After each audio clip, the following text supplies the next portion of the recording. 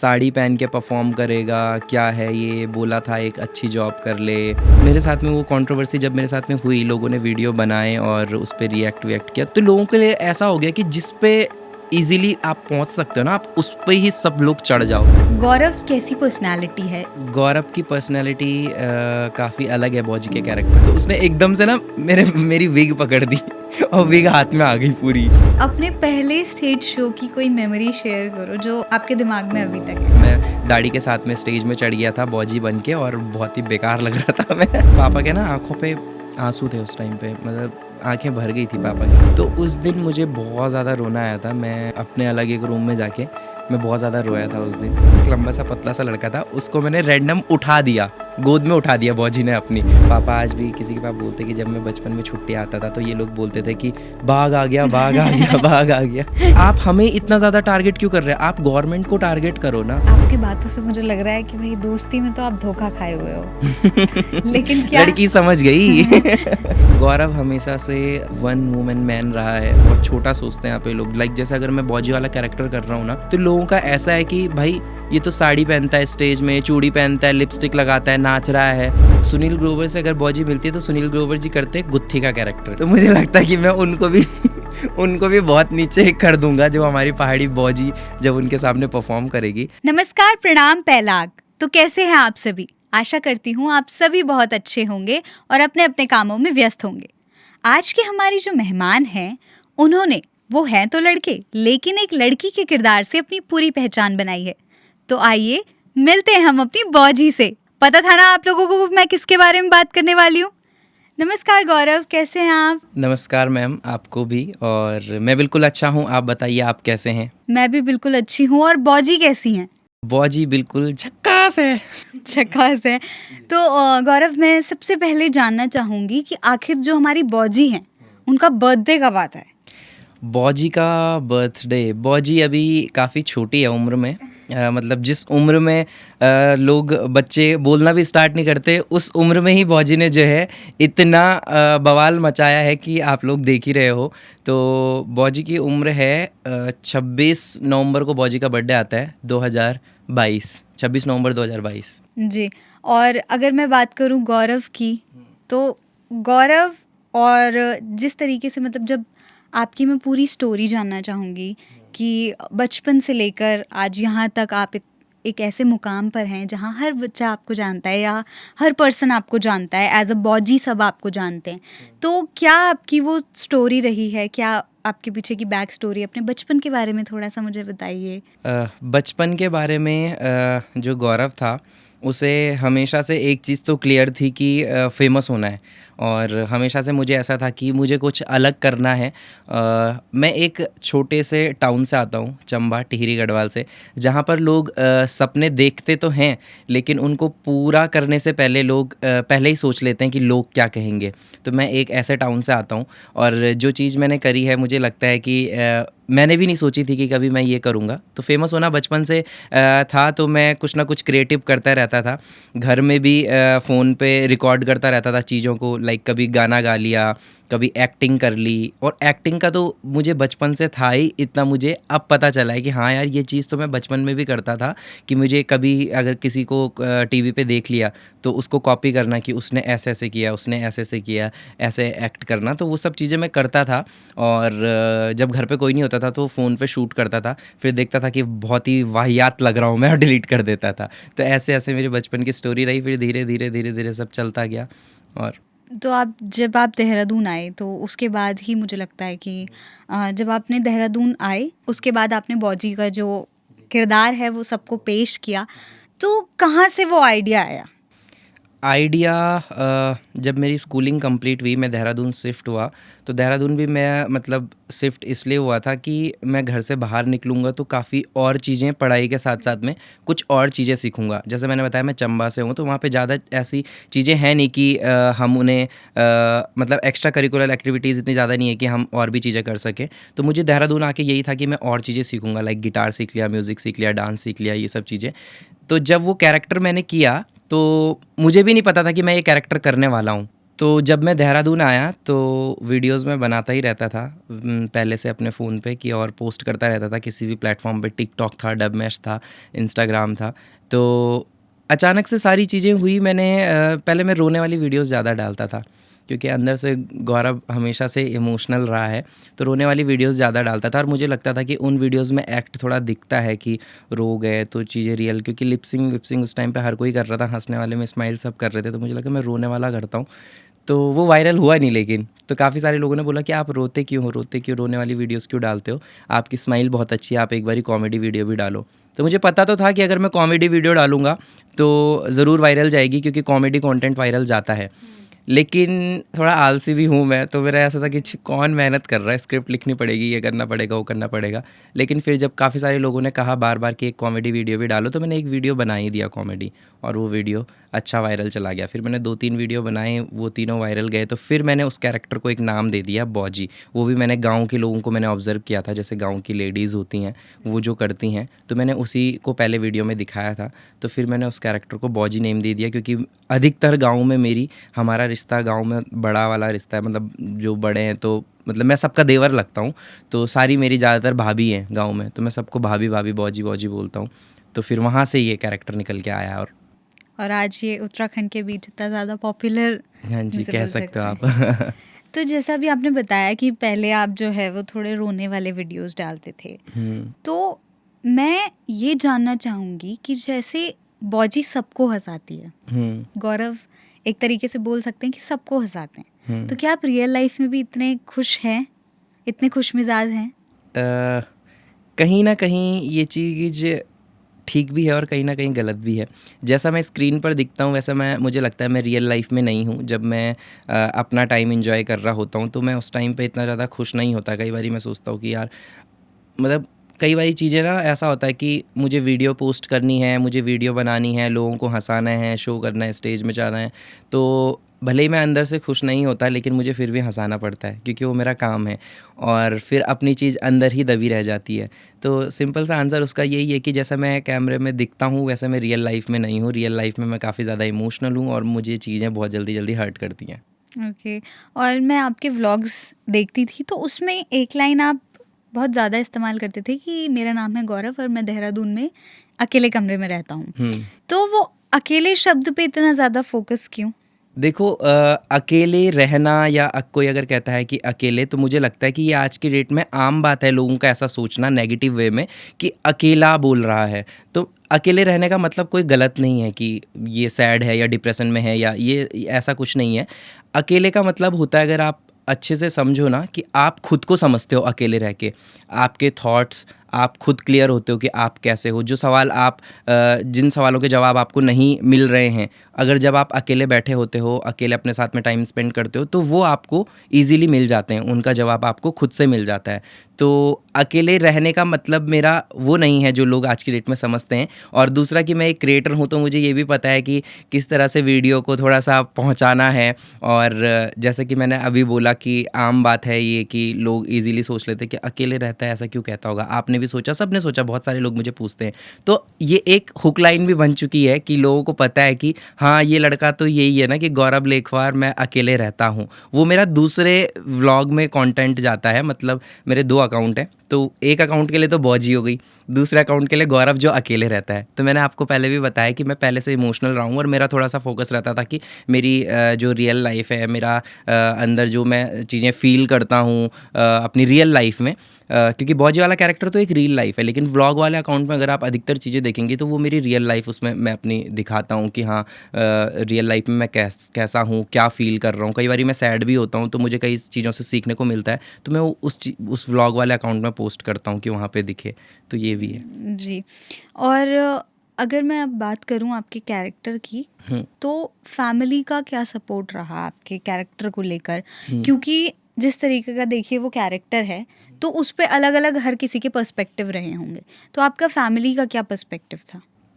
Family का ऐसा था कि देखो हम पहाड़ से आते हैं तो हमारे पहाड़ में आर्ट को लेके इतना ज़्यादा नहीं है। और मेरे पापा आर्मी में हैं। तो घर में हमेशा से बचपन से ही पढ़ाई का माहौल रहा कि पढ़ाई करनी है, पढ़ाई करनी है। सब बड़े भाई बहन भी, वो भी पढ़ाई पे ही फोकस थे। और इनफैक्ट मुझे लगता है पहाड़ में सबका यही है कि पढ़ाई करो और जॉब करो, पढ़ाई करो और जॉब करो, गवर्नमेंट की तैयारी करो। तो मेरे घर में भी कुछ ऐसा ही था। तो जब मेरा ये कैरेक्टर निकल, लेकिन मेरा अंदर से, मैं अकेले में मुझे क्लियर था कि मेरे को तो कुछ अलग ही करना है। जॉब के लिए तो गौरव लिखवार नहीं ही बना है। तो फिर उसके बाद जब ये कैरेक्टर आया तो घर वालों ने तो बिल्कुल ही, पहले से ऐसा रहता था कि क्या वीडियो वीडियो बनाता है। जब मैंने 12th कंप्लीट किया था तो मैंने घर में बोला था कि मुझे एक्टिंग सीखनी है देहरादून जाके। मुझे कोई मेडिकल का कोर्स नहीं करना, मुझे कोई और चीज़ें पढ़ाई वढ़ाई से रिलेटेड नहीं करना, लेकिन मुझे एक्टिंग का कोर्स करना है, मुझे कुछ अलग करना है। तो घर वालों को वही था कि नहीं, ये क्या है, इसमें कोई करियर है? आज के डेट में तो इन चीज़ों में सक्सेस नहीं मिलती है, पढ़ाई पे ध्यान दो, गवर्नमेंट जॉब करो। तो कभी भी मतलब मेरी फैमिली का नहीं था ऐसा सपोर्ट कि हाँ मैं ये सब चीज़ें करूँ। लेकिन जब मैं घर से बाहर निकला, मैंने पहले भी बताया कि मेरा देहरादून से निकलने, चंबा से निकलने का मकसद ये था कि पढ़ाई के बहाने घर से बाहर निकलूँ और उसके बाद में अपनी एक्स्ट्रा चीज़ें भी कर सकूँ, लाइक म्यूज़िक व्यूज़िक, ये सब चीज़ें, जो कि मैंने करी भी। और धीरे धीरे फिर जब मैं अकेले रहा तो वो सारी चीज़ें मैंने एक पॉजिटिव वे में लेके चला। और ऐसा भी नहीं है कि मैं घर से दूर आया तो मैंने गलत चीज़ों पे ध्यान दिया। मैंने अपने आप को आगे बढ़ाया है, ये मैं मानता हूँ। और फैमिली का अभी भी ऐसा है कि अभी भी उस चीज़ को लेके बोलती है कि ये क्या कर रहा है, इससे अच्छा जॉब कर लेता। मतलब मोस्टली पापा की साइड से ऐसा है कि जॉब कर लेता, इन सब चीज़ों में क्या है, करियर है नहीं है। बट अब सारी चीज़ें खुद से हो रही हैं, सब चीज़ें खुद से। घर से बहुत टाइम पहले से पैसे वैसे मांगने बंद कर दिए, तो अब इतना नहीं रहता है घर वालों को। लेकिन जब तक आप घर वालों पे डिपेंडेंट हो तो तब तक मुझे लगता है कि घर वाले आपको बोलेंगे ही बोलेंगे कि क्या कर रहा है, हर दिन सुनाएंगे। लेकिन अब वो हर दिन तो नहीं सुनाते, लेकिन कभी कभी आता है वो दिन जिस दिन पूरा भांडा एक साथ फूटता है। तो ठीक है, लेकिन अभी चल रहा है। भी चल रहा है। तो जैसे आप जब ऑडियंस के साथ इंटरेक्ट करते हैं, आपके शोज़ भी होते हैं, मैंने बहुत सारे देखे हैं, स्टेज शोज़ होते हैं। तो अपने पहले स्टेज शो की कोई मेमोरी शेयर करो जो आपके दिमाग में अभी तक है। पहले स्टेज शो की मेमोरी तो यही है कि उस टाइम पे बॉजी जब परफॉर्म करने स्टेज पे चढ़ी थी तो बॉजी दाढ़ी के साथ चली गई थी अपने अपर लिप्स लेके क्योंकि उस टाइम पे पहला शो मुझे मिला था। और गौरव को जो है हमेशा से अपनी दाढ़ी से बहुत ज़्यादा प्यार है। मुझे लगता है कि मेरे अंदर एक अच्छी चीज़ जो मेरी पर्सनैलिटी में दिखती है वो मेरी बियर्ड ही दिखती है। तो मुझे बियर्ड ट्रिम करवाना बिल्कुल भी पसंद नहीं है। तो उसमें, उस शो में भी ऐसा था कि मैं बहुत ज़्यादा कन्फ्यूज़ था कि मुझे बियर्ड बनाऊं या ना बनाऊं। फिर मैंने कहा कि नहीं यार, नहीं बनाता हूँ, बहुत बेकार दिखूंगा वापस में। तो फिर मेरे को कैरेक्टर के बाद तो बनना रियल गौरव ही है। तो फिर मैं जब यही मेरी सबसे बड़ी वो है कि हाँ, मैं दाढ़ी के साथ में स्टेज में चढ़ गया था बॉजी बन के, और बहुत ही बेकार लग रहा था मैं क्योंकि जब एक कैरेक्टर को आप करते हो तो मुझे लगता है कि आपको पूरा उसमें अच्छे से, अगर डेडिकेटेड। किसी बड़े प्लेटफॉर्म में कर रहे हो, स्टेज में कर रहे हो, तो मुझे लगता है कि पूरा अच्छे से उसको करना चाहिए। तो यही सबसे बड़ी मेमोरी है कि दाढ़ी में चढ़ गया था और फिर बहुत बेकार लग रहा था। और काफ़ी सारे लोगों का सवाल यही था कि बॉजी पार्लर नहीं गए क्या आप तो यही है। तो जैसे आपने बताया कि मतलब आपके जो स्टेज शोज़ वगैरह हैं उनमें आप वो नहीं करते, तो कई बार ऐसा होता होगा कि कुछ स्क्रिप्ट्स के थ्रू आप स्क्रिप्टिंग करके जाते होंगे, और कई बार ऐसा भी होता होगा कि आपको ऑन द स्पॉट चीज़ें करनी पड़ती होंगी। हाँ, ये भी है। लेकिन इससे पहले मैं, आपने जो अभी सवाल पूछा था कि क्या मेमोरी है, मैं एक और चीज़ मेरे दिमाग में अभी आई है। उस शो में ऐसा भी हुआ था कि मैंने विग पहनी हुई, अब तो चलो बाल बड़े हो गए, उस टाइम पे बाल छोटे थे तो विग पहनी हुई थी मैंने, और मैं स्टेज में परफॉर्म कर रहा था। और कॉलेज का शो था वो, आगे कॉलेज के बच्चे थे। तो एक गाना बजा था जिसमें मुझे बॉजी को डांस करना था। तो उसमें कुछ कॉलेज के लड़के भी आ गए, तो वो आगे डांस कर रहे थे, तो वो स्टेज में आ रहे थे। तो मैंने 3-4 लड़कों को स्टेज में बुला दिया ताकि मैं कुछ फ़नी सा डांस कर सकूँ उनके साथ में, ताकि कॉमेडी भी हो जाए। तो मैंने 2-3 लड़कों को बुला दिया। तो मैंने रैंडम क्या करा, एक लंबे से लड़के को, एक लंबा सा पतला सा लड़का था, उसको मैंने रैंडम उठा दिया, गोद में उठा दिया बॉजी ने अपनी। और उसको भी पता नहीं था कि मैं उसे सडनली उठा दूंगा। तो उसने एकदम से ना मेरी विग पकड़ दी और विग हाथ में आ गई पूरी पूरी की पूरी। तो ये भी एक सबसे अच्छी मेमोरी है मेरी कि मैं वहाँ पे परफॉर्म कर रहा था और मेरी विग हाथ में आ गई थी। उसके बाद जो लोग हंसे थे और बॉजी जो भागी थी वहाँ से स्टेज से बैक स्टेज में, वो भी काफ़ी यादगार था। अब आते हैं आपकी ये वाले क्वेश्चन में कि आपने बोला कि स्क्रिप्ट और रैंडम चीज़ें। मोस्टली वैसे मेरा जो ज़ोन है वो मेरा रहता है कि मैं लाइव ही करूं, मतलब कि सामने से ही कंटेंट उठा लूं। मतलब स्क्रिप्ट को लेके मैं थोड़ा कम ही चलता हूं, इतना ज़्यादा नहीं चलता हूं। अब मैंने थोड़ा ज़्यादा कर लिया है स्क्रिप्ट के ऊपर काम करना, लेकिन पहले से जो मैंने स्टार्टिंग करी है वो मैंने बिना स्क्रिप्ट के ही करी है। मैं रैंडम चीज़ें उठाता हूँ और रैंडम सामने वाले को देख के बोल दिया या मेरे दिमाग में कुछ आ गया एकदम से, तो वो मैं उस उन चीज़ों पे करता हूँ। कई बारी स्टेज में भी ये होता है क्योंकि ना मैं थोड़ा याद करने में बहुत ज़्यादा वीक हूँ, तो अगर मेरे पास किसी ने स्क्रिप्ट दे भी दी तो मुझे वो डायलॉग्स याद नहीं होते कि इसके बाद अब क्या कहना है, अब क्या कहना है, या मैंने कोई चीज़ याद करी होगी तो मैं भूल जाता हूँ बहुत जल्दी। तो जब ऐसे मेरे साथ में चीज़ें होती है तो मैं बिल्कुल ब्लैंक हो जाता हूँ कि अब क्या करना है, तो तब मैं सामने पब्लिक में जाके वहीं से कंटेंट उठा लेता हूँ कि मुझे क्या करना है। लेकिन एक बात बॉजी के अंदर ये अच्छी है कि बॉजी स्टेज में चुप नहीं होती है फिर माइक को लेके, अगर माइक हाथ में आ गया तो। बिल्कुल। जी। तो अब जैसे आपने बताया कि आप गौरव कैसी पर्सनैलिटी है? इमोशनल है या फिर किस टाइप की पर्सनैलिटी गौरव की है? गौरव की पर्सनैलिटी काफ़ी अलग है बॉजी के कैरेक्टर से। गौरव एक इमोशनल इंसान है जो कि हर समय अपने साथ में बिताता है और उसे अपने साथ में ही समय बिताना बहुत ज़्यादा पसंद है अकेले में। और जब मैं अपने रूम में भी होता हूँ तो मुझे ऐसा होता है कि मैं बहुत बहुत ज़्यादा खुश हो जाता हूँ। लाइक अगर कभी मेरा भाई नहीं है रूम पे, वैसे तो मैं अकेले रहता हूँ, लेकिन जब मेरा भाई रहता है तो भाई भी जब 3-4 दिन रहता है तो मुझे ऐसा लगता है कि यार मुझे टाइम नहीं मिल रहा है, तो मैं ऋषिकेश भाग जाता हूँ या इधर-उधर भाग जाता हूँ कहीं अकेले में टाइम स्पेंड करने के लिए। बाकी मैं काफ़ी ज़्यादा ऐसा नहीं है कि मैं बहुत सारे लोगों से मिलता भी हूँ, बहुत सारे इवेंट्स में भी जाता हूँ, मतलब सोशल इंसान हूँ मैं कि लोगों के बीच में रहता हूँ। लेकिन उन सब चीज़ों के बाद भी मुझे ना एक अपना प्राइवेट स्पेस चाहिए होता है। मुझे अकेले बैठना ही पड़ता है खुद को रिचार्ज करने के लिए, फिर उसके बाद मैं फिर से लोगों के बीच में जाता हूँ। लेकिन ये सारे लोगों के साथ में बैठ के भी मैं बहुत ज़्यादा अकेला ही फ़ील करता हूँ। बस वो ये है कि हाँ, चले गए तो फिर ठीक है, दूसरे को भी कंपनी देखनी है, तो इसीलिए अकेले में मैं इतना एन्जॉय करता हूँ कि मेरे को ये टेंशन नहीं रहती कि मेरे को सामने वाले को एंटरटेन करना है या उससे भी बात करनी है। अपना चुपचाप बैठे रहो, चिल करो, सोचो और मज़े करो। तो जैसे कि आपने बताया आप काफ़ी मतलब काफ़ी हद तक इमोशनल इंसान है, तो ऐसी कोई बात जिसने आपको बहुत ज़्यादा हर्ट किया हो और रोने पर मजबूर कर दिया हो? रोने पे मजबूर तो मुझे बहुत ज़्यादा बातें करती है जब मैं अकेला होता हूँ, तो मोस्टली टाइम रोता ही हूँ। बट हाँ, ऐसी बातें हैं जब मैं अपने घर जाता हूँ ना, चंबा जब मैं जाता हूँ, तो जैसा कि मैंने बताया कि मेरी फैमिली ने कभी मुझे सपोर्ट नहीं किया इस चीज़ को लेके।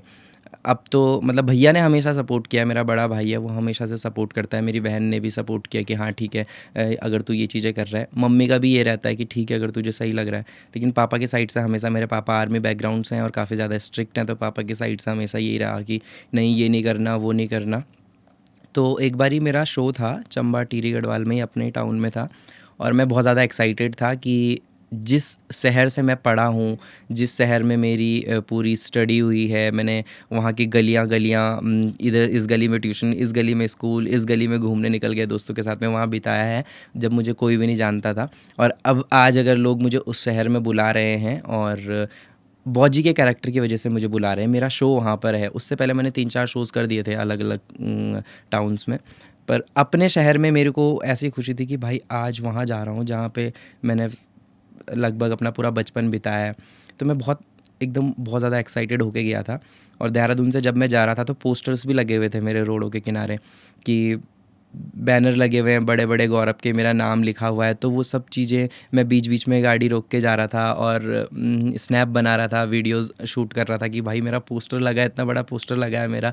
बहुत ज़्यादा मतलब वो हमेशा से मेरा कहीं सपना था। मैं बड़े-बड़े अभी भी बैनर्स देखता हूँ ना बड़े-बड़े रोडों पे, तो मैं हमेशा मैनिफेस्ट करता हूँ कि कभी मेरा भी ऐसा बैनर होगा, किसी चीज़ का ऐसा लगा हुआ होगा।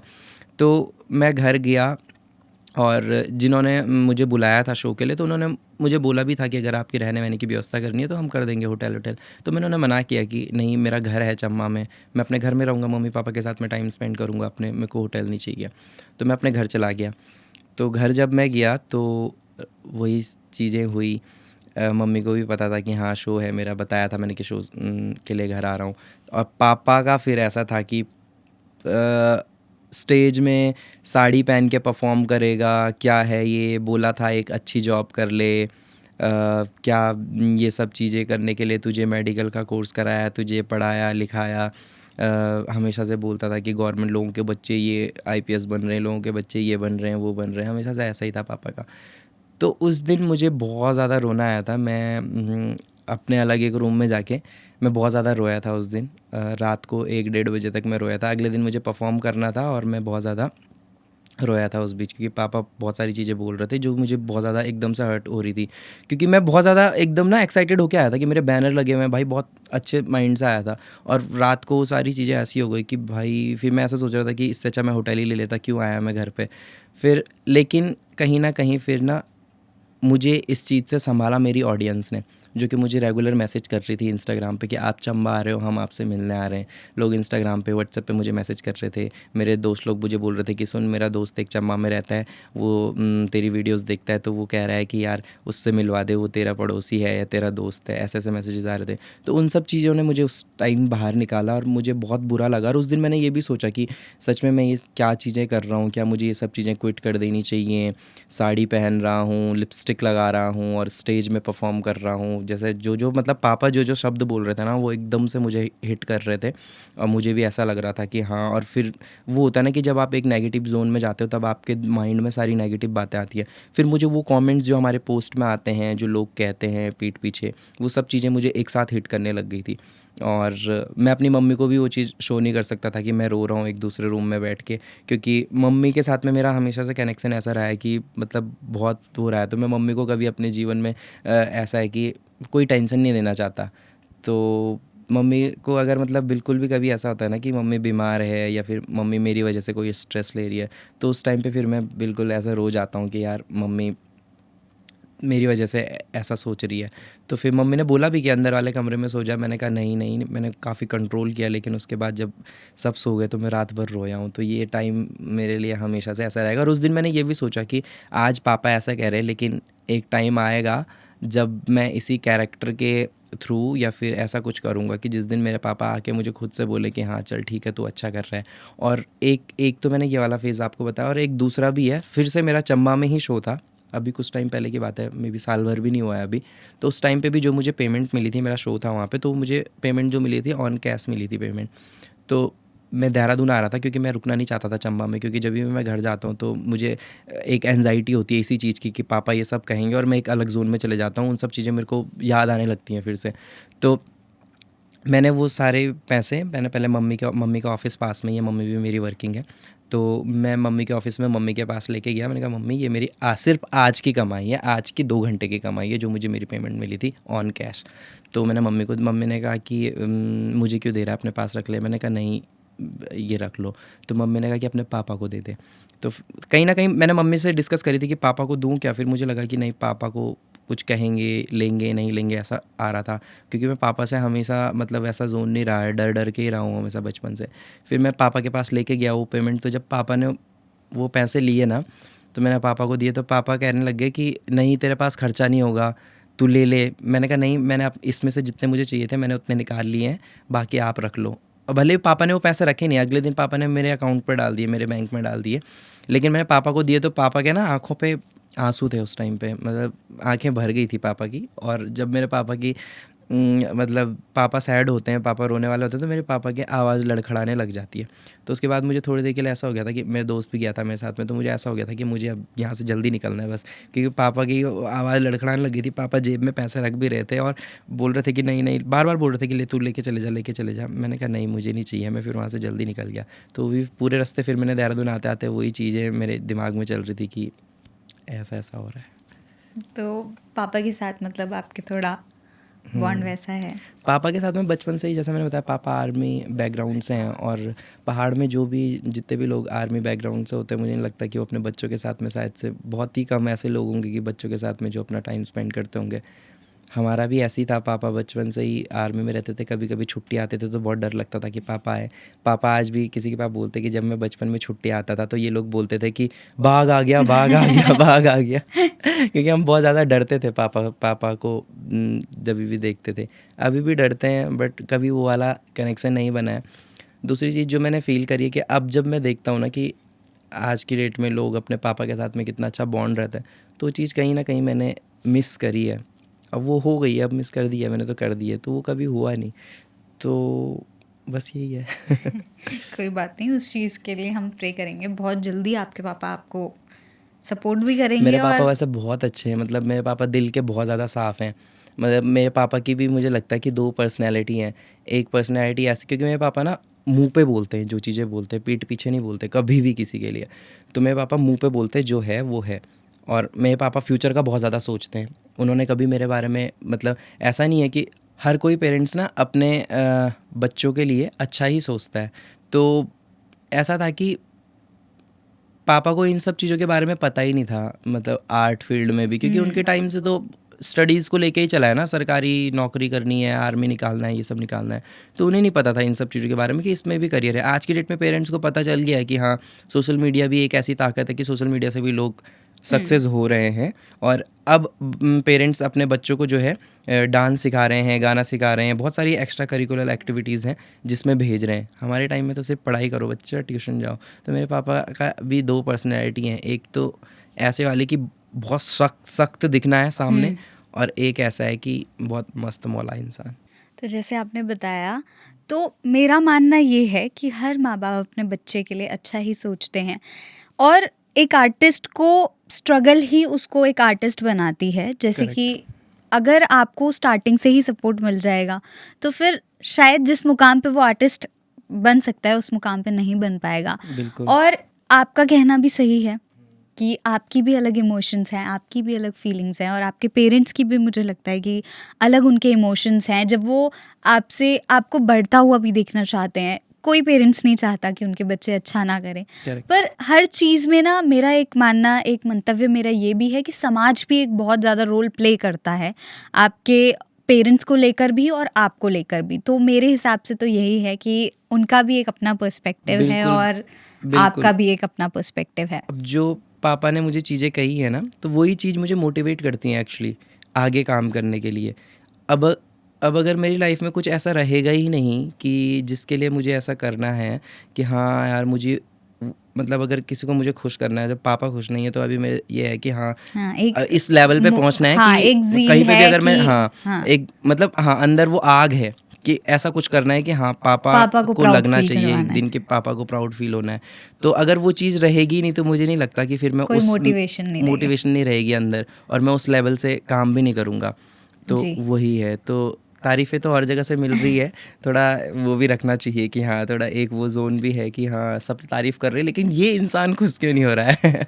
तो फिर जैसे कि आपने बोला कि प्राउड करने का रहता है मेरे को कि इस इंसान को खुश करना है, हुँ, तो वो कहानी ही क्या जिसमें खुशी ना हो, गम ना हो और फिर लास्ट में क्लाइमैक्स ना हो भई। बिल्कुल, बिल्कुल। जब बाप बेटे मिलेंगे तो वो क्लाइमैक्स भी तो देखना बनता है। सही बात है, बिल्कुल। तो जैसे कि अभी आपने अपनी ऑडियंस के बारे में मुझे बताया कि शो में ऑडियंस आपको बहुत ज़्यादा प्यार देती है। हुँ। अभी हाल-फिलहाल में आपके ऊपर एक कंट्रोवर्सी हुई थी, तो उसके बारे में मैं आपका पर्सपेक्टिव जानना चाहूँगी।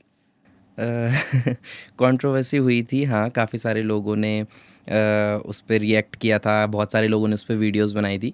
तो उस पे मेरा ऐसा रिएक्शन बस यही है कि अभी मैं खुद एक ग्रोइंग फ़ेज़ में हूँ, मैं एक उभरता हुआ कलाकार अभी हूँ, और मैं चीज़ों से ही सीख रहा हूँ अभी, जो चीज़ें मेरे साथ में हो रही हैं, उन उन चीज़ों से मैं सीख रहा हूँ। दूसरा, मैंने कभी खुद को इन्फ्लुएंसर वाला टैग मैंने कभी खुद को नहीं दिया कि मैं इन्फ्लुएंसर हूँ। मैं अभी भी नहीं मानता था खुद को कि मैं एक इन्फ्लुएंसर हूँ। लोगों ने जो मार्केट में ये टैग दिया मुझे कि इन्फ्लुएंसर, इन्फ्लुएंसर, इन्फ्लुएंसर, वो मुझे अब लगा कि हाँ, जब लोग बोल रहे हैं तो शायद मैं एक इन्फ्लुएंसर हूँ। क्योंकि आज की डेट में मुझे लगता है कि हर किसी के पास में 30, 40, 50 हज़ार फॉलोअर्स है। हर कोई आज की डेट में अच्छा कर ही रहा है, अपने उसमें कर ही रहा है। तो मैंने कभी ऐसा सोचा भी नहीं था। फिर जब वो चीज़ मैंने मेरे साथ में वो कंट्रोवर्सी जब मेरे साथ में हुई, लोगों ने वीडियो बनाए और उस पे रिएक्ट किया, तो मैंने यही सब चीज़ें सोची कि ठीक है, इस चीज़ से भी मैंने सीखा है एक। और ये इंसान देखो, गलतियाँ इंसान ही करते हैं, इंसान से ही गलतियाँ होती हैं और इंसान गलतियों से ही सीखता है। तो मैंने भी इस गलती से सीखा है कि मुझे आगे क्या चीज़ें करनी है, कैसे मैंने संभल के कदम रखने हैं। और दूसरी चीज़ ये कि मैंने जितने भी लोग मुझे प्यार करते हैं उन लोगों को मैंने ये भी देखा कि हाँ, ये लोग मुझसे कुछ एक्सपेक्ट करते हैं, लोगों की मुझसे एक्सपेक्टेशंस हैं। अभी तक मुझे नहीं पता था कि लोगों की मुझसे कुछ एक्सपेक्टेशन है। मैं बस वीडियोज़ पोस्ट करता था, लोग हँसते थे, मुझे ऐसा लगता था कि ठीक है, किसी के चेहरे पे मेरे कुछ करने से हँसी आ रही तो वो बहुत बड़ी बात है। लेकिन लोग धीरे-धीरे जब आप किसी से जुड़ते हो ना, तो एक्सपेक्टेशन बढ़ती है। मुझे ये मेरा खुद का भी है कि क्योंकि मैं भी बहुत ज़्यादा एक्सपेक्ट करता हूँ लोगों से। तो वही चीज़ मैंने फ़ील करी कि लोग मुझसे एक्सपेक्ट कर रहे हैं, तो मुझे अब आगे से चीज़ें सँभल-सँभल के करनी है, बड़े सोच समझ के करनी है। और इस गलती से मैंने ये सीखा। और दूसरा यही है कि जितने भी लोगों ने इस वीडियो पे किसी-किसी ने तो सिर्फ़ एक इस छोटे से वीडियो पे ही मुझे जज कर लिया कि ये कैसा इंसान है और कैसा इंसान नहीं है। एक छोटे से वीडियो से जज कर लिया मुझे।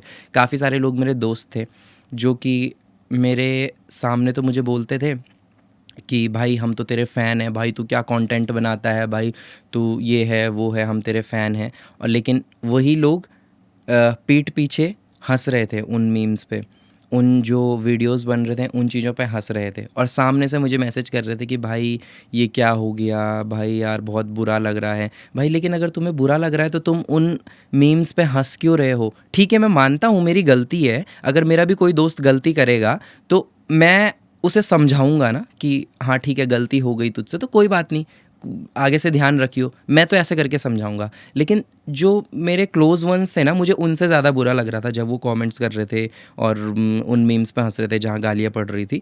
तो उनसे मुझे ज़्यादा इफ़ेक्ट हो रहा था कि यार ये तो सामने पे ऐसे, क्योंकि मैं अगर कोई भी रिश्ता निभाता हूँ तो मैं बड़े दिल से और बड़े साफ़ दिल से निभाता हूँ।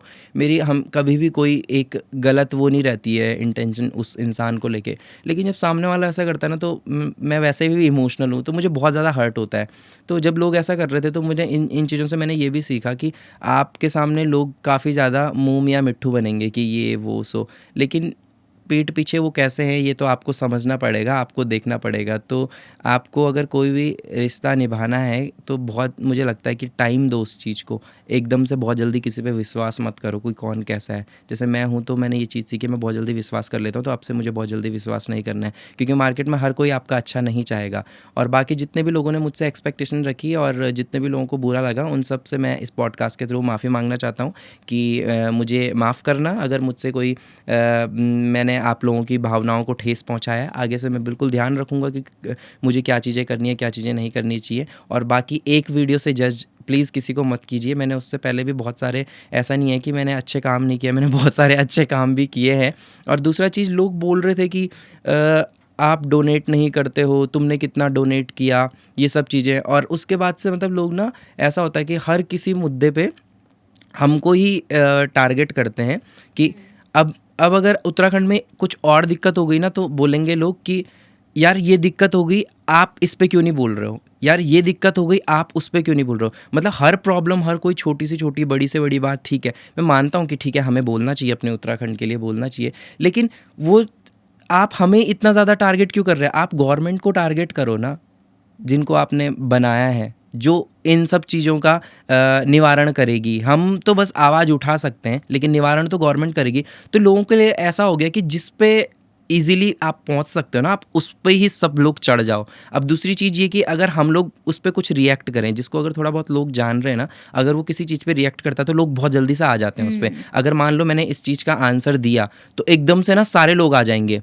मुझ पे कि हाँ, हाँ, इसने तो आंसर दिया। लेकिन जब तक मैं चुप बैठा हूँ ना, तो लोग अगर कितना भी बोले, मुझे फ़र्क नहीं पड़ रहा है, तो तब तक ना उस चीज़ की कोई वैल्यू नहीं होती। हुँ। ये भी मैंने सीखी है ये चीज़, कि अगर लोग आपको नेगेटिव बोल रहे हैं, नेगेटिव कमेंट कर रहे हैं, तो अगर आप उसे अपने माइंड पे लोगे ही नहीं, ठीक है, उसका जवाब ही नहीं दोगे, तो उस चीज़ की कोई वैल्यू नहीं है। लेकिन अगर आप उस चीज़ का जवाब दे रहे हो, आपको फ़र्क पड़ रहा है उस चीज़ से, तब उस बात ने आप पे रिएक्ट किया है, तब वो बात आपके लिए बुरी है। लेकिन जब तक कोई कितना भी गंदा बोल ले, आपने उस पे रिएक्ट नहीं किया, आपने उस चीज़ को लिया नहीं, तो वो बात ही नॉर्मल बात रह जाएगी। तो कित्तों को तो रिप्लाई करोगे आप? लोगों का एग्ज़ैक्टली। काम बोलना है। लोग अगर कुछ आप कर भी रहे हो, तभी भी बोल रहे हैं, अगर आप कुछ नहीं कर रहे हो, तभी भी बोल रहे हैं। तो इससे अच्छा है करो, और अपने लिए चीज़ें करो, किसी और के लिए चीज़ें मत करो। लोगों का काम कहना है, हमेशा कहते रहेंगे।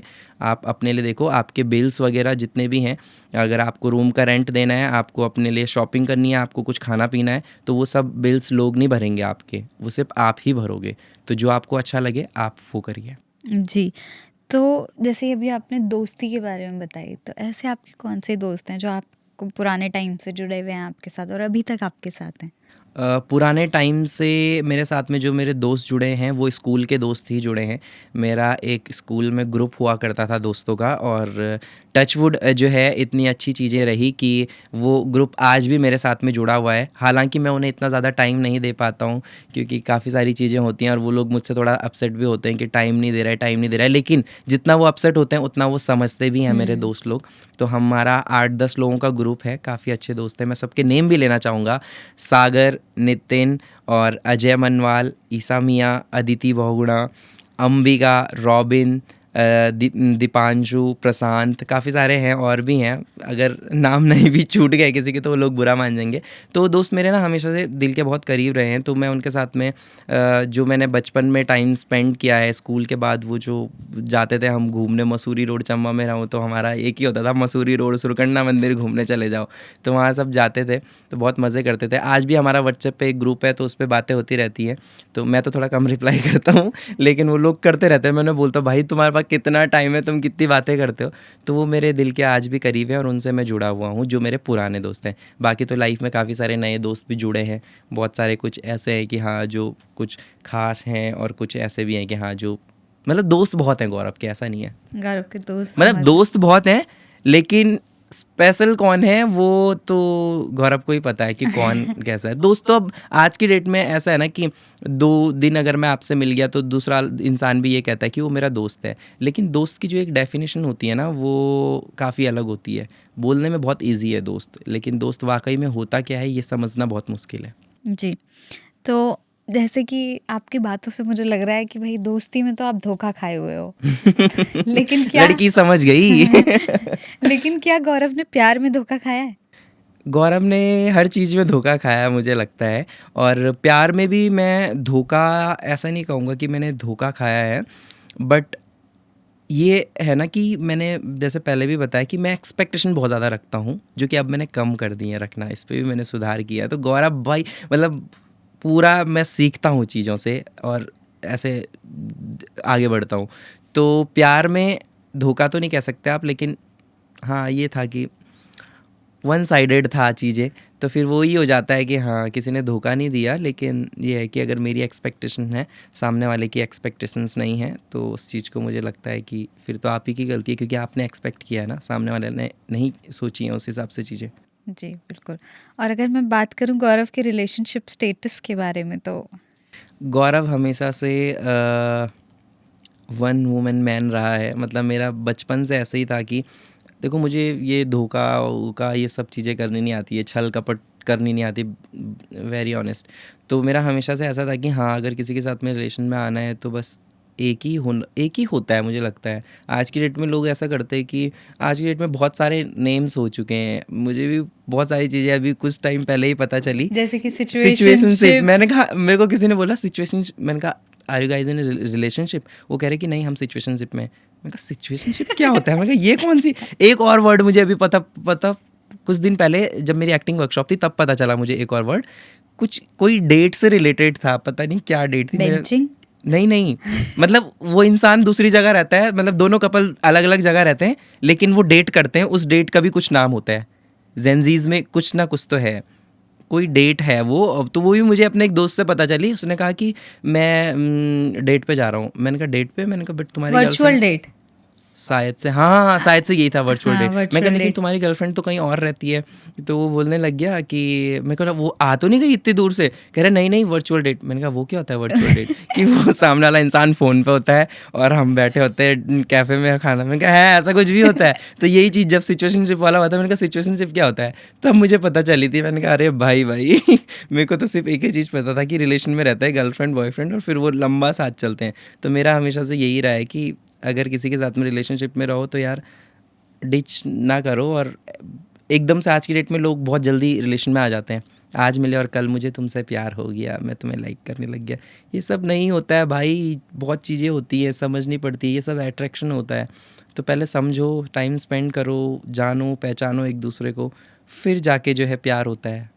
तो प्यार भी जितना सिंपल सा वर्ड होता है उतना है नहीं। प्यार भी कॉम्प्लिकेटेड। प्यार भी बहुत डीप है और एक एहसास है प्यार, जो कि जिया जाता है।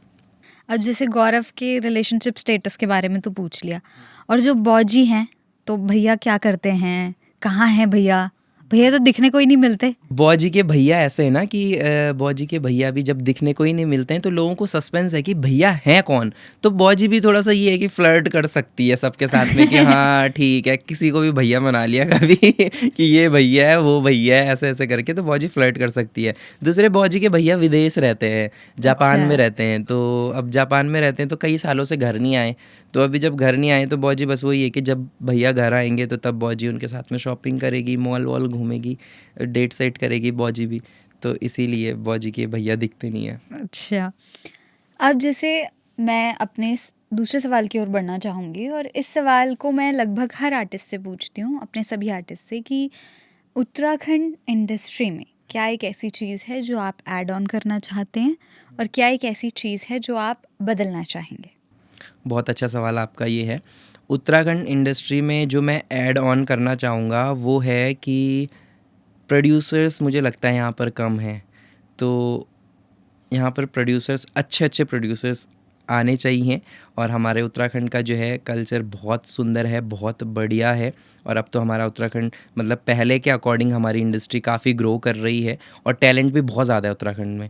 तो यहाँ पे बस जो कमी मुझे लगती है एक प्रोड्यूसर्स की लगती है कि यहाँ पे थोड़ा पैसा कम है। तो अच्छे प्रोड्यूसर्स को यहाँ पर आना चाहिए, इन्वेस्ट करना चाहिए, क्योंकि टैलेंट भी है और कल्चर तो है ही। और बाकी तो उत्तराखंड हमारा खूबसूरत है ही, देवों की भूमि है, देवभूमि है।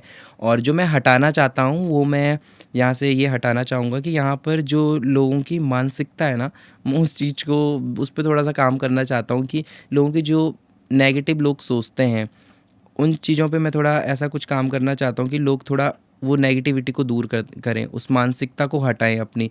जो वो सोचते हैं बहुत छोटा सोचते हैं यहाँ पे लोग। लाइक जैसे अगर मैं बॉजी वाला कैरेक्टर कर रहा हूँ ना, साड़ी पहन रहा हूँ ये सब, तो लोगों का ऐसा है कि भाई ये तो साड़ी पहनता है, स्टेज में चूड़ी पहनता है, लिपस्टिक लगाता है, नाच रहा है, लोगों का ऐसा है। तो ये सब नहीं होना चाहिए भाई। आर्ट का कोई जेंडर नहीं होता है, कला का कोई जेंडर नहीं होता है। आर्ट एक बहुत अच्छी फॉर्म है और बहुत प्योर है, तो उसको आप किसी अपने दूसरे वे में जज मत कीजिए और अपनी मानसिकता को थोड़ा सा उस पर काम कीजिए। और इसी चीज़ को मैं हटाना चाहूँगा कि जो लोगों की ये मानसिकता है कि साड़ी पहन रहा है, चूड़ी पहन रहा है, ये सब चीज़ें, तो इन सब चीज़ों पे।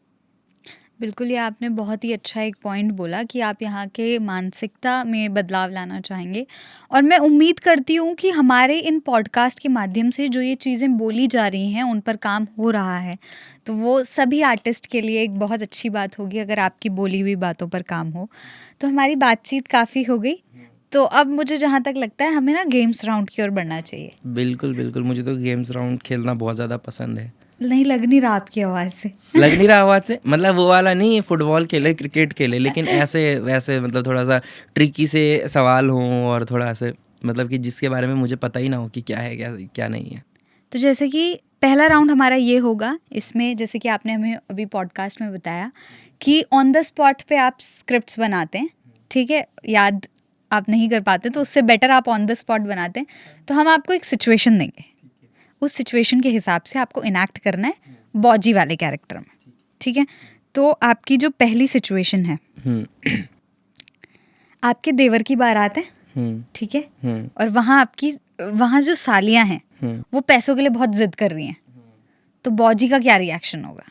बॉजी का रिएक्शन ये मतलब बारात पहुंच चुकी है ना गेट। हाँ, बॉजी बारात देवर के साथ ही हैं बिल्कुल, और सामने से जो सालियाँ हैं वो पैसे की मांग कर रही हैं, जब रिबन कटाई होती है, ये समझ लीजिए। और कितने पैसे की डिमांड कर रही है? 51,000 की। 51,000। अब बाकी देख लो आप। ए मकानी, ये लठियाल, मैंने अपने द्यूर का ब्योह तेरे मायके में इसलिए करवाया था, मैंने कहा द्यूरान तेरे मायके से लाऊंगी तो थोड़ा खर्चा पर्चा कम होगा है। और क्या है तेरी ये भिख मंगी बहनें हैं, ये मेरे पे 51,000 दिखी भी नहीं उनका भी है। 11 रुपये और टिक्का लगता है यार, 51,000 पर 51,000 ही देना होता तो मैं अपने द्यूर की शादी वहाँ कराती ना कहीं बाहर के देश में। ये मेरे भी 51,000 है, बाप रे, भीतर आने के लिए 51,000। हम यहीं से भाग जाएंगे वापस। हाँ देख लेना तुम भी, इतनी ज़्यादा नहीं देंगे हम इतने साधारण से हैं, दूध दाद बेच के कमाते हैं यहाँ पैसे। अरे 51,000 ही देख दें मेरे भाई। अरे यूँ चैका छोरियों दे दें, कन कन कमर टूटी यूँ चैका छोरियों को। ये मेरे भाई दूल्हे की बहन सिर्फ एक है और आज पूरा गाँव आयु एक बिच में जी है। ये मेरे भाई पता है कक्का कना इन 25-30 लड़कियाँ कहाँ से आ गई है मांगने के लिए। अब बोल रहे हैं इतने में क्या होगा भला हमारे 1100 रुपये में। अब मैंने कहा तुमने पूरा गांव को क्यों बुला रखा है, एक है बहन उसी को करो। पता नहीं चाचा ताऊ बड़ा पता नहीं कहाँ से रिश्ता बना के दुल्हन की बहन बन गई। ये बहुत ही अच्छा था। धन्यवाद। तो अब दूसरी सिचुएशन ये है कि सबसे पहले तो मैं आपसे जानना चाहूँगी, आप अपना इंस्पिरेशन किसको मानते हैं इस कैरेक्टर को लेकर? इंस्पिरेशन वैसे ऐसा कोई पर्टिकुलर है नहीं। इंस्पिरेशन सबसे पहले तो अगर मैं कहना चाहूँगा तो मेरी इंस्पिरेशन वही गाँव की सारी महिलाएं हैं जिनके ऊपर ये कैरेक्टर बना हुआ है। जितनी भी वो गाँव की लेडीज़ हैं, क्योंकि मैं उन्हीं को कॉपी करता हूँ, उन्हीं से मैं कंटेंट उठाता हूँ, उन्हीं को ऑब्ज़र्व करता हूँ। तो मेरी इंस्पिरेशन सबसे पहले वही रहने वाली है, क्योंकि वहीं से ही बॉजी का डिस्कवर हुआ है, बॉजी वहीं से जन्मी है उन सबको देखते हुए। तो वो सारी पहाड़ की महिलाएं जो कि अपने आप को, अपने पूरे काम को, अपने पूरे परिवार को लेके चलती हैं साथ में, क्योंकि पहाड़ में बहुत ज़्यादा काम होता है, बहुत ही ज़्यादा काम होता है। और आज के डेट में तो मैं देख रहा हूँ कि हमारी पहाड़ की जो महिलाएं हैं ना, वो सोशल मीडिया पे भी आ गई हैं, घर के काम भी कर रही। बहुत सारी लेडीज़ ऐसी हैं जिनको मैं देखता हूँ, यूट्यूब पे देखता हूँ, तो वो अपना घर का सारा काम भी देख रही हैं, भैंस भी पाल रही हैं, अपने सास ससुर को भी देख रही हैं, बच्चे भी पढ़ा रही हैं, सब चीज़ कर रही हैं, और यूट्यूब भी कर रही हैं, इंस्टा भी कर रही हैं। तो वो चीज़ मैं देखता हूँ कि आज की डेट में ना जो हमारी पहाड़ की महिलाएं हैं वो किसी से कम नहीं है भाई। तो वही मेरी इंस्पिरेशन है जहाँ से बॉजी जन्मी है। और अगर मैं आपको दूसरी सिचुएशन ये दूं कि गौरव का अपनी मम्मी के साथ कनेक्शन दिखाना है आपको, बट इन अ फीमेल, तो आपको अपनी मम्मी की मिमिक्री करनी है, ये समझ लो। मेरे को मम्मी की मिमिक्री करनी है, हाँ, कि मम्मी गौरव से कैसे बात करती है, अगर मम्मी को गौरव को उठाना है या डांटना है, किस तरीके से करती है मम्मी? ठीक है। वैसे मेरी मम्मी बहुत शांत सी है, मम्मी का ज़्यादा वो नहीं है, मेरी मम्मी बातें भी बहुत कम करती है। पर डांट तो पड़ती होगी ना? डांट तो अब नहीं पड़ती इतनी ज़्यादा, लेकिन बचपन में पड़ती थी। तो अभी लाइक अगर मैं घर जाता हूँ और मैं सोया हुआ हूँ 8 बजे तक, तो मेरी मम्मी आएगी मैं आएगी, ए गौरी उठ बैठ, उठ बाबा खड़ो, जल्दी उठ जल्दी उठ, पहरे का 8 बजे ये नहीं रहने वाला है, तुम देर दो नंबी सियाँ 11 बजे तक। ये मेरे पे 11 बजे तक तुम सुमाए सुबेरी बाबू होने लगी, अब कब तुमने नहाना है, कब तुमने खाना है, आधा दिन तो ये नहीं जाएगी। तब मैं, अरे यार मम्मी रात को लेट सोते हैं, अब तुम क्या सोच रहे हैं, यहाँ गाँव की तरह ही हो जाता है क्या, 8 बजे खाना खा दे रहे और 9 बजे सो गए, वहाँ पे 10 बजे तक खाना ही होता है अभी। फिर मम्मी बोलेगी कि 10 बजे तक खाना ही है, तुम खाने लगे। ये मेरी भाई कन कमर टूटी तुम्हारा तब है, 10 बजे तक मेरे को नौकरी जाना है, फटाफट से यहाँ खान दी खाए कर, नहीं खान दो तो ना खा, बाकी मैंने आटा गूंद के रख दिया, ज़्यादा भूख लगेगी तो 2 रोटी और रखी वक्त। इतना ही है, ज़्यादा कुछ। मेरी मम्मी ज़्यादा, मतलब मेरी मम्मी ज़्यादा कंटेंट नहीं देती है।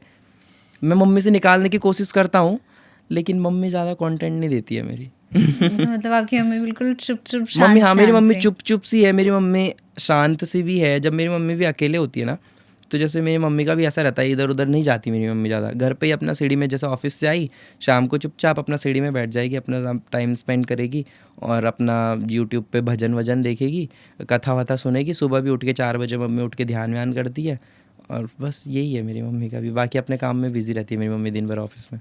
और जो ये मकानी कैरेक्टर डेवलप हुआ, ये रियल में है, एग्जिस्ट करता है? मकानी कैरेक्टर हमारे पहाड़ों में है। मकानी लोग बोलते हैं कि लोग ना मखाना से कनेक्ट करते हैं, से जो खाने वाला मखाना होता है, लेकिन मैं सभी लोगों को बताना चाहूँगा कि मकानी हमारे पहाड़ों में एक प्रॉपर नाम होता है पुराने टाइम का। जैसे होते थे ना असाड़ू मंगलू, ये वो सोचैतू बैसाखू, तो वैसी मकानी भी एक नाम है, एक फ़ीमेल का नाम है, और बहुत सारे लोगों का नाम भी है। तो हमारे पड़ोस में, जहाँ पे मेरा घर है चंबा में, वहीं पड़ोस में भाभी है एक, तो भाभी की देवरानी का नाम है मकानी। ठीक है, भाभी का देवरानी का नाम मकानी है। तो वो जब भी भाभी आती थी ना हमारे पास, हमारे घर पे सुबह सुबह, तो मम्मी के पास में ऐसे बोलती थी कि मैंने बोली भैया मकानी में तो 2 दिन छुट्टे पड़ने की बच्चों की, तो उन्हें तो मतलब अपनी देवरानी को मकानी नाम से बोलती हैं वो। तो वहाँ से मेरे माइंड में था वो पता नहीं कैसे वीडियो बनाते बनाते एकदम से मकानी नाम निकल गया और वो लोगों ने पसंद कर लिया। तो मकानी एक प्रॉपर नाम है, और फिर मैंने उसे कैरेक्टर बना दिया। तो मैं भी वही मकानी नाम, मुझे भी थोड़ा फ़नी सा लगा, ऐसा लगा। तो और कौन से ऐसे एक्टर हैं जिनसे आप बहुत ज़्यादा इन्फ्लुएंस होते हैं, जो एक्टर आपको बहुत पसंद है? एक तो सुनील ग्रोवर जी, जिनसे मैं बहुत ज़्यादा इन्फ्लुएंस होता हूँ, क्योंकि वो भी एक फ़ीमेल का कैरेक्टर करते हैं और कहीं ना कहीं मैं भी वही चीज़ कर रहा हूँ, तो उनसे भी काफ़ी ज़्यादा। और एक कार्तिक आर्यन हो गए, और भी ऐसे काफ़ी सारे, लेकिन मेन ये 2 ही हैं और वो राघव जुयाल भैया, मतलब राघव जुयाल भैया भी, और जो ना ऐसे बिल्कुल डाउन से उठे हुए होते हैं ना, उन कैरेक्टर्स को मैं बहुत ज़्यादा फ़ील करता हूँ। और उनका जब मैं स्ट्रगल देख, अगर मेरे को कोई भी, अगर जिसे मैं नहीं भी जानता हूँ, आज अगर मेरी स्क्रीन पे कोई आ गया, कोई एक्टर ऐसा कि जिसका मैंने थोड़ा सा इंटरव्यू देख लिया, तो मैं फिर उसकी पूरी कुंडली खंगाल देता हूँ पूरी कुंडली निकालता उसकी कि अच्छा ये इतने डाउन से बड़ा है, यहाँ बड़ा है, वहाँ बड़ा है। और दूसरा राघव जुयाल भैया को देख के तो बिल्कुल वो देहरादून से ही हैं, और किस लेवल पे आज आप लोग भी जानते हैं, हम सब लोग जानते हैं। तो वही फिर वो चीज़ें होता है ना कि जो आपके घर से बिल्कुल उठा हुआ होता है ना, तो आपको और ज़्यादा मोटिवेशन मिलती है कि भाई यहाँ से है, तो भाई जब ये कर सकता है तो हम क्यों नहीं कर सकते। एग्जैक्टली तो इसी सिचुएशन से मैं आपको एक दूसरी सिचुएशन देना चाहूंगी कि सपोज आप सुनील ग्रोवर जी से मिलती है बॉजी, उसके बाद उसके बॉजी के क्या रिएक्शंस होंगे? बॉजी के रिएक्शन तो ऐसे मैंने सोच के रखा है, ऐसे मैं मैनिफेस्ट करता रहता हूँ चीज़ें, तो मैंने सोच के रखा है कि सुनील ग्रोवर से अगर बॉजी मिलती है तो सुनील ग्रोवर जी करते हैं गुत्थी का कैरेक्टर, जो कि एक देसी भाभी, और बॉजी एक पहाड़ी भाभी। तो पहाड़ी भाभी और जब देसी भाभी की जो टक्कर होगी, तो मुझे लगता है कि मैं उनको भी उनको भी बहुत नीचे कर दूंगा। जो हमारी पहाड़ी बॉजी जब उनके सामने परफॉर्म करेगी, तो उनको जो खरी खोटी सुनाएगी इन अ कॉमेडी वे में, तो वो बहुत खतरनाक होएगा, मुझे ऐसा लगता है। उसका कुछ डेमो अगर अभी मिल जाए हमें तो? डेमो तो ऐसे जब वो लाइव होंगे तभी ज़्यादा मज़ा आएगा, तो मुझे लगता है कि कुछ चीज़ें हम बाद के लिए ही छोड़ देते हैं। बिल्कुल बिल्कुल, कुछ चीज़ें ऐसी होती हैं जो इन फ्यूचर हम देखेंगे तो ज़्यादा मज़ा आएगा। ज़्यादा अगर अभी मज़ा से मैं आएगा। बता दूंगा ना, तो जो चीज़ें मेरे माइंड में आई हैं क्या क्या करने की, क्या क्या नहीं करने की, वो फिर बाद में उतना मज़ा नहीं आएगा लाइव देखने में। बिल्कुल। अब हम बढ़ते हैं हमारे नेक्स्ट राउंड की ओर, जो है रैपिड फायर राउंड जिसे बोल सकते हैं, जिसमें मैं 2 ऑप्शन दूंगी, आपको उनमें से एक को चूज़ करना है, ठीक है? वो ऑप्शंस कुछ भी हो सकते हैं, वो सिंगर के नाम हो सकते हैं, खाने से रिलेटेड हो सकते हैं, तो वो कुछ भी हो सकते हैं। तो पहला क्वेश्चन है, क्विक, बहुत तेज़ जवाब देना है आपको, जितना जल्दी हो सके। गढ़वाल या कुमाऊँ? गढ़वाल। नरेंद्र सिंह नेगी या प्रीतम भरतवाण? नरेंद्र सिंह नेगी जी। भटुआ या झंगोरे की खीर? झंगोरे की खीर। बहुत टफ क्वेश्चन पूछ रहे हो आप दोनों में से एक चूज करना बहुत मुश्किल है। काफल या हिसर? काफल। नैनीताल की झील या औली की बर्फ? नैनीताल की झील, औली में कभी गया ही नहीं। ढोल दमोह या हुड़का? ढोल दमोह। चूल्हे की रोटी या गैस की रोटी? चूल्हे की रोटी। ठीक है, तो ये रैपिड फायर में इन्होंने बहुत तेज तेज जवाब दे दिए। तो अब मैं जीता, इसमें कुछ मिलेगा नहीं हमें इनाम गेम खेलने नहीं, नेक्स्ट राउंड में आपको इनाम ही इनाम मिलेगा। तो बढ़ते हैं हम अपने नेक्स्ट राउंड की ओर, हमारा हेल्दी करेला जूस राउंड, जिसमें मैं आपसे कुछ क्वेश्चंस पूछूंगी जिनके जवाब आपको देने हैं। अगर उनका जवाब ऐसा हुआ ना, नहीं, पता नहीं, तो भी आपको करेले जूस की एक सिप पीनी पड़ेगी। एक सिप? हाँ, एक सिप पर क्वेश्चन। तो इसमें जूस कब नहीं पीना पड़ेगा ये बताओ आप मुझे। जब आप आंसर दे दोगे तब आपको जूस नहीं पीना। अच्छा, तो आंसर देना है, ना नहीं पता नहीं होना चाहिए। हाँ हाँ, आंसर देना है। तो हमारा पहला सवाल, गौरव की गर्लफ्रेंड का नाम? मेरी गर्लफ्रेंड का नाम है पता नहीं। ये तो यही कोई है। जवाब मेरी गर्लफ्रेंड है ही नहीं, हुआ। मेरी है ही नहीं, तो इसमें क्या बोलूं? पता नहीं। नहीं में भी पीना पड़ेगा। क्यों? ये तो छुपाने वाली बात है, तो झूठ सरासर बोल दूं? छुपा रहे हो आप। झूठ बोल देता हूँ दोस्तों, मेरी गर्लफ्रेंड है, एक लड़की है। नाम? उसका नाम है एंजल प्रिया। ठीक है, ऐसा कोई सीक्रेट? चीटिंग तो कर सकते हैं ना कहीं सच में कोई एंजल प्रिया ढूंढने लग गए। क्या पता, हो भी सकती है। नहीं। Secret. ऐसा कोई सीक्रेट जो गौरव ने आज तक किसी को नहीं बताया, वो बताओ। किसी को नहीं बताया तो अब क्यों बताओ, मैं पी लूंगा। तो पीना पड़ेगा। हाँ, मैं पी लूंगा।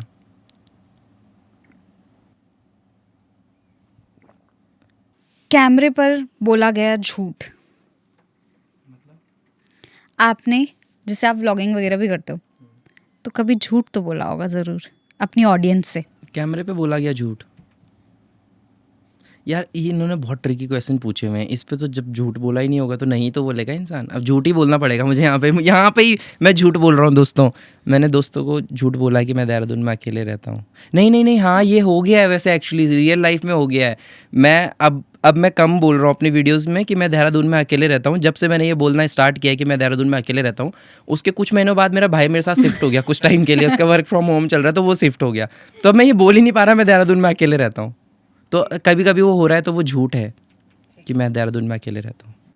आपकी अनरिलीज्ड मूवी का डायलॉग। अनरिलीज्ड मूवी का डायलॉग, अगर हम ज़्यादा देर एक हम खड़ा रहो ना तो हैक को भी झड़ जालू। तो ये मतलब मुझे एक्सपेक्टेड नहीं था कि आप जवाब दे दोगे। बच गए ये वाले करेले वाले जूस से बच वो गए। भैया आ गए बोल रहे कि मैं तो, उन्होंने बोला था कि 2-3 रख दो ना एक साथ, ये गलत ही बोलेंगे। अब मेरा टास्क हो गया कि उनको हराना है। उन्होंने बोल कैसे दिया ऐसे। उस दोस्त का नाम बताओ जिसने आपको धोखा दिया और आप उसे बिल्कुल पसंद नहीं करते।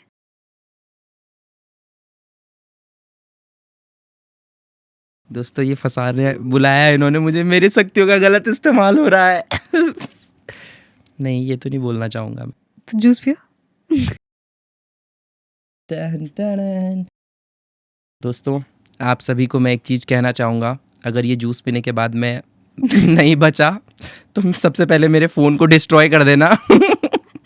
बस और कुछ नहीं चाहता मैं जीवन में, क्योंकि सब कुछ इसी पे है।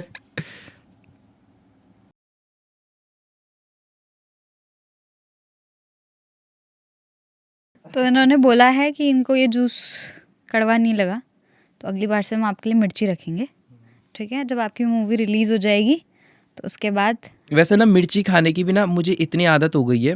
रूहान सर के घर पे मैं ज़्यादातर जब जाता हूँ तो वो बहुत तीखा खाते हैं उनके फैमिली में, तो मैं वहाँ पे खाना खाता हूँ। तो नहीं, हम आपके लिए मेरे को प्योर आदत हो हरी गई है मिर्च मिर्ची लाएंगे। खाने की भी। हम आपके लिए प्योर हरी मिर्च लाएंगे कि 3 इकट्ठे खाओ। लग जाएगी इतनी। मूवी के बाद हम आपको बुलाएंगे, पूरी कास्ट जो आपकी है फिल्म की सबको बुलाएंगे, फिर उसमें तो सबको फिर मिर्ची खिलाएंगे। और अगर पूछेंगे कि भाई मिर्ची क्यों खिला रहे हैं तो हम बोलेंगे आपके ही एक्टर ने हमें सजेस्ट किया था कि मिर्ची खिलाओ। उस टाइम मैं प्रिपेयर होके आऊँगा और बिल्कुल एक भी सवाल का ऐसा नहीं होने दूंगा कि मुझे मिर्ची खानी पड़े। उस वक्त मैं सवाल बदल दूंगी। कोई बात नहीं, हम भी जवाब बदल देंगे।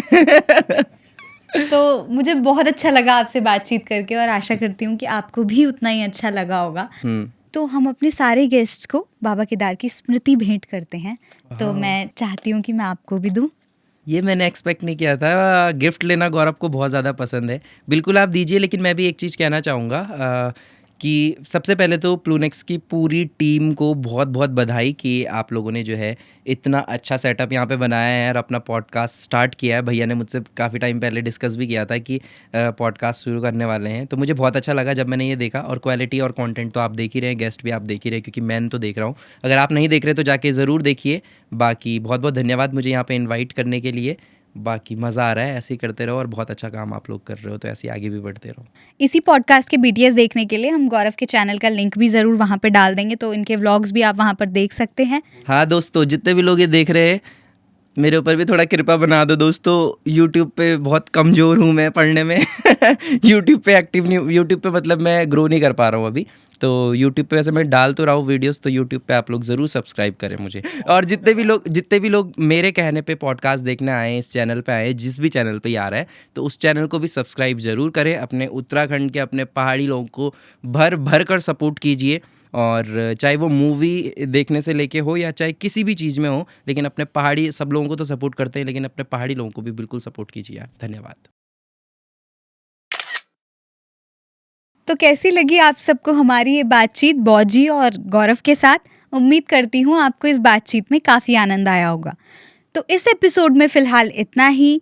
मैं मिलती हूँ आपसे अगले एपिसोड में अपने अगले नए गेस्ट के साथ। तब तक के लिए जय देवभूमि, जय उत्तराखंड।